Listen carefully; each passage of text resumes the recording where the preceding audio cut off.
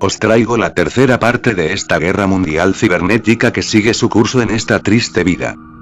Tras varios meses del inicio de la guerra, puedo aseguraros que en la televisión no podréis encontrar la mínima noticia sobre nada de esto, quieren taparlo a toda costa, no nos quieren informar de nada, solamente de lo que les interesa. Ahora os pondré los puntos más importantes que han ocurrido estas últimas semanas, puntos muy interesantes. Anonymous publica datos privados de Sinde. Aseguran que es solo una pequeña parte y amenazan con difundir información de quienes apoyen la ley Sinde.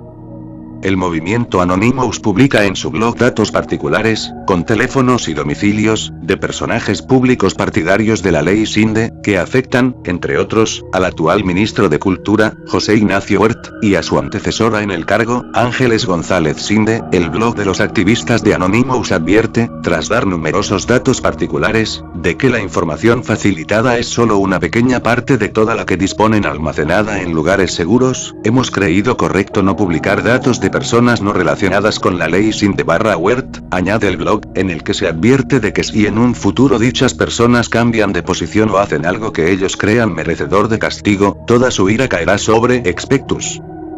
Entre los datos personales aireados por el colectivo, destacan por su detalle exhaustivo los relativos a González Sinde, de la que se incluyen correos electrónicos, fotos de la fachada de su puta casa y varios teléfonos móviles y fijos, así como información privada sobre diferentes familiares.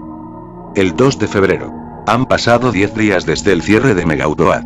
Hoy se conoce que los ficheros subidos al Cyberlocker van a empezar a desaparecer a partir de este jueves día 2 de febrero, incluyendo los personales y legales. Y es que la capacidad de almacenamiento no es gratis. La Fiscalía de Estados Unidos ha explicado el motivo: no hay presupuesto para pagar a las compañías propietarias de los servidores que alojan los archivos. Aparte de secuestrar los sitios web de Megautoad, las autoridades estadounidenses han ordenado el bloqueo económico de la compañía, por lo que no puede pagar a sus proveedores de infraestructuras y comunicaciones.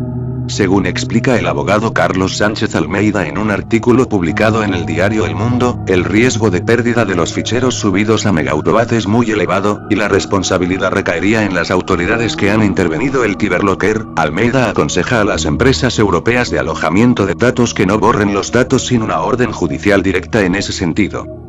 Recuperación de archivos. Solicitan formalmente que se salven datos en los servidores contratados por Megautoad. La Electronic Frontiers Foundation ha solicitado formalmente que los datos de los usuarios alojados en servidores dependientes de Megautoad, cerrado recientemente acusado de piratería, sean retenidos, con el argumento de que los usuarios inocentes de este servicio se merecen un procedimiento justo para controlar y recuperar su material legítimo. Se trata de una acción en Estados Unidos para tratar de salvaguardar los datos legítimos y privados de los usuarios de Megautoad que utilizaban el servicio para intercambiar material propio o que no violaba derecho de propiedad intelectual alguno. El gobierno sabe que Megautoad tenía muchos clientes que cumplen con la ley, pero no proporcionó a esos usuarios la información de qué datos estaban en riesgo, como tampoco hay información acerca de cómo conseguir recuperar dichos datos, dijo la abogada de F. Julia Samuels. La semana pasada, el gobierno de Estados Unidos a través de la Fiscalía anunció de forma sumaria que había terminado su examen de los servidores de Megautoad y que las empresas propietarias de los servidores, Carpathia y Cogent, eran libres para eliminar el contenido, algo que podrían haber hecho desde el momento en el que Megautoad, con sus cuentas congeladas, no puede afrontar el pago del alquiler de espacio de almacenamiento y ancho de banda de dichas compañías. Según una nota de EF, se ha creado junto con Carpathia tras un acuerdo para que mantuviera los datos un par de semanas más un sitio web www.megaretrieval.com para que los clientes legítimos de Megautoad puedan contactar con la citada asociación y preguntar sobre sus datos, aunque solo para usuarios de Estados Unidos.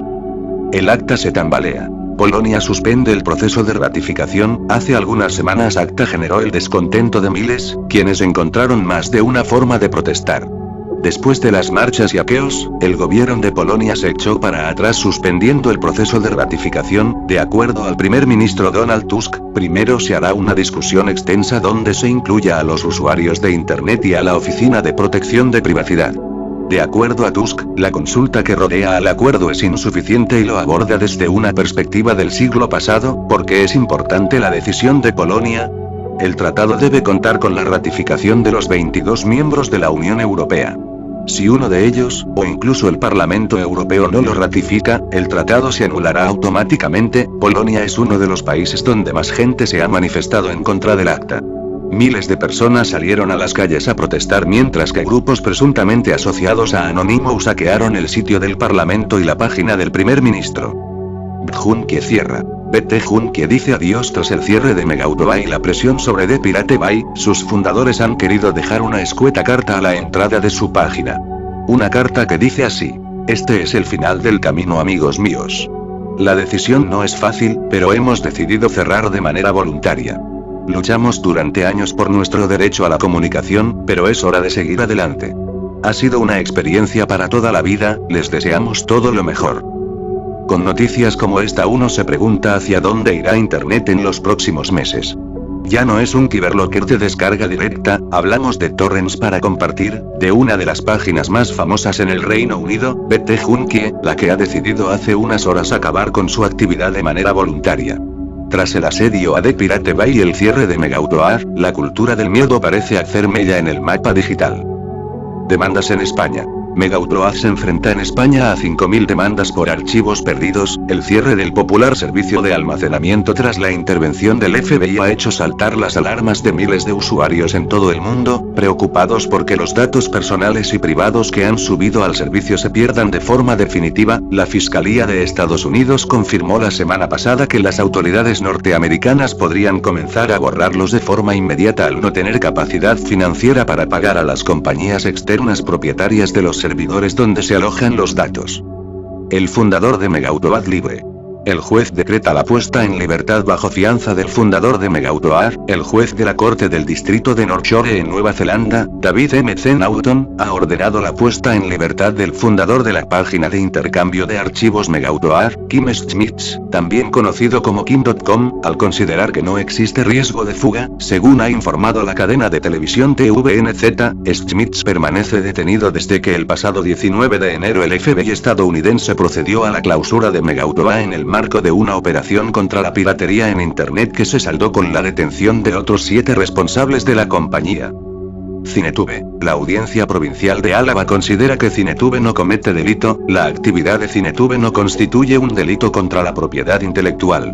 Los jueces citan a sentencias previas y aseguran que al tratarse de una web de enlaces no comete ningún delito, por lo que la Audiencia Provincial de Álava se ha desestimado la demanda interpuesta por varias productoras de Hollywood. La web Cinetube se encontraba en el punto de mira de las productoras de cine, sobre todo en Estados Unidos. Tras el cierre de Megaupload, Cinetube era una de las páginas que se encontraban en el punto de mira del FBI debido a que aseguraban que ofrecían contenido audiovisual que violaba las leyes de propiedad intelectual.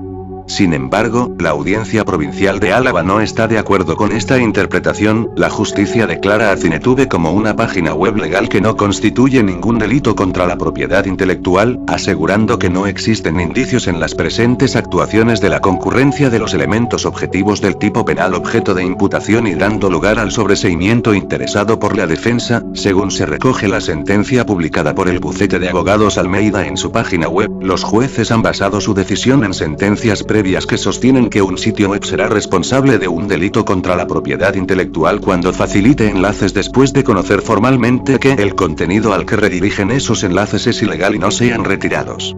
Bueno, hasta aquí unas breves noticias. En la descripción del vídeo podréis encontrar los enlaces que os llevarán a las noticias completas si queréis estar más informados. La guerra no cesa, la guerra sigue su camino, los dos bandos se han apuntado sus tantos, pero el pueblo va ganando. Recuerden este mes de marzo negro, aguantad.